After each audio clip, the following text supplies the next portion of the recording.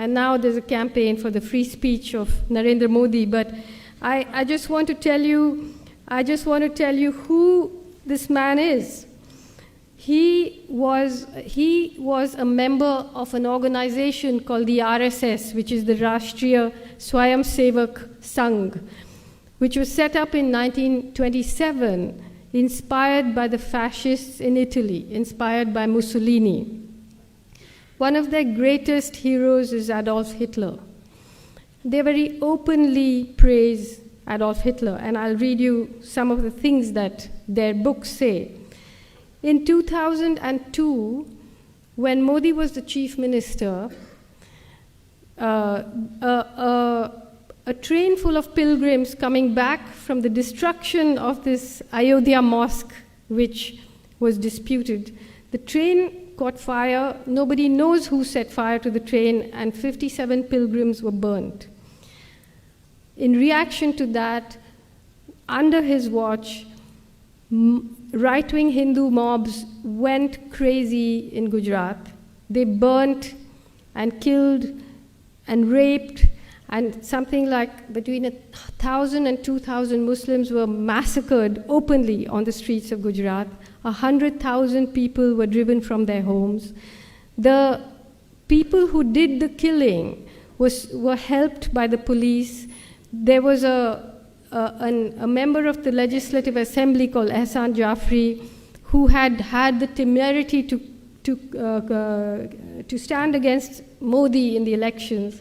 His house was surrounded by a mob of 20,000 people. He made something like 200 phone calls asking for help.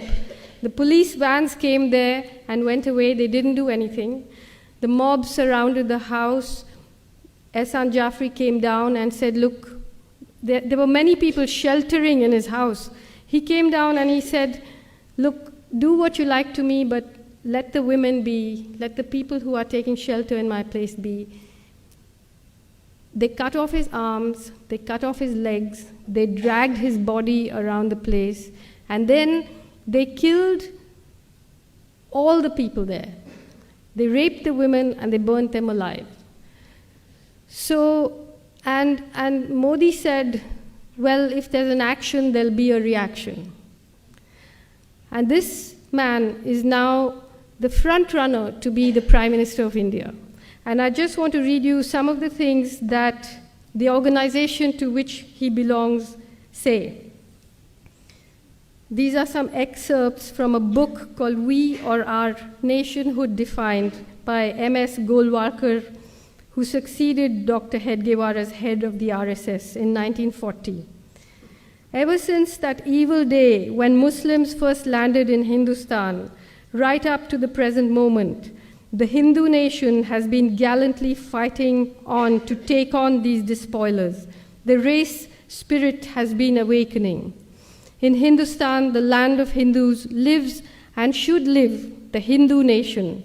All others are traitors and enemies to the national cause, or, to take a charitable view, idiots. The foreign races in Hindustan may stay in the country, wholly subordinate to the Hindu nation, claiming nothing, deserving no privileges, far less any preferential treatment, not even citizens' rights. To keep up the purity of its race and culture, Germany shocked the world by her purging the country of the Semitic races, the Jews. Race pride at its highest has been manifested here, a good lesson for us in Hindustan to learn and profit by. By the year 2000, the RSS had more than 60,000 branches and an army of more than 4 million volunteers preaching its doctrine across India. Now, at the time when the pogrom against the Muslims happened in 2002, there was an outcry and people were shocked. But since then, Modi has won the elections 4 times. And now he has become the most favorite candidate of India's greatest corporations because he's bringing in a lot of private investment. So if you bring in the money, then a little killing, a little raping, overseeing all of that is not such a bad thing. So you have a situation where this kind of open, I mean, we call them fascists because they call themselves fascists, meaning they, in their books, admire the fascists.